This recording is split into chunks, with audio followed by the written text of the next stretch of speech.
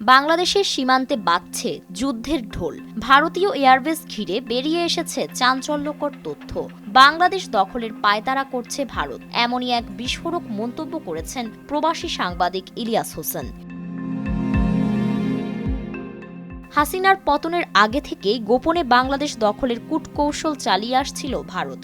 বিভিন্ন সময় বাংলাদেশের সীমান্তরক্ষী বাহিনীর সাথে সংঘর্ষে জড়িয়েছে ভারতের বিএসএফ। ২০০১ সালের ১৮ এপ্রিল কুড়িগ্রামের বড়াইবাড়ি গ্রামে ঘটে যায় বাংলাদেশ ও ভারতের সীমান্তরক্ষী বাহিনীর মধ্যে ইতিহাসের সবচেয়ে ভয়ঙ্কর সংঘর্ষ। সে সময় ভারতীয়রা বাংলাদেশ দখল করতে চাইলেও তৎকালীন বিডিআর বাহিনীর জন্য তা সফল হয় না। সাধারণ ফ্যানের দিন শেষ, আকিস ফ্যানে বাংলাদেশ।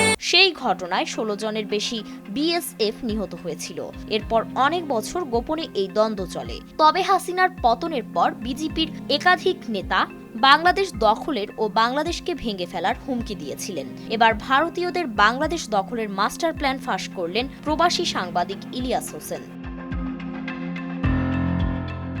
১৬ এপ্রিল নিজের ফেসবুক পেজে মেজর সুমন আহমেদের উদ্বেগপূর্ণ তথ্য তুলে সাংবাদিক ইলিয়াস লিখেন, খাগড়াছড়ি সীমান্ত থেকে মাত্র ২৪ মাইল দূরে মিজোরামের লেংপুই বিমানবন্দরকে ভারত ফুল স্কেল এয়ারফোর্স বেজে রূপান্তরের প্রক্রিয়া চালিয়ে যাচ্ছে। আর ফেনী সীমান্ত থেকে এর দূরত্ব মাত্র ৯৬ মাইল।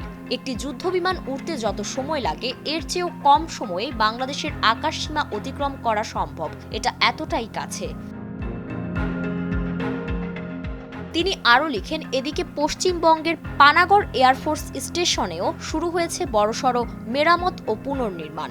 স্যাটেলাইট চিত্রে ধরা পড়েছে 26 মিটার ইন্টু 31 মিটার আকারের বিশাল শেড, যার পাশে তৈরি হচ্ছে নতুন ট্যাক্সিওয়ে, SU-30 যুদ্ধ বিমান কিংবা আরও মারাত্মক কিছু। সবকিছুই এখন প্রস্তুতির অংশ। মেজর সুমন আহমেদের বিশ্লেষণ অনুযায়ী ভারত এখন একযোগে উত্তর ও দক্ষিণ ফ্রন্ট থেকে আগাতে সক্ষম।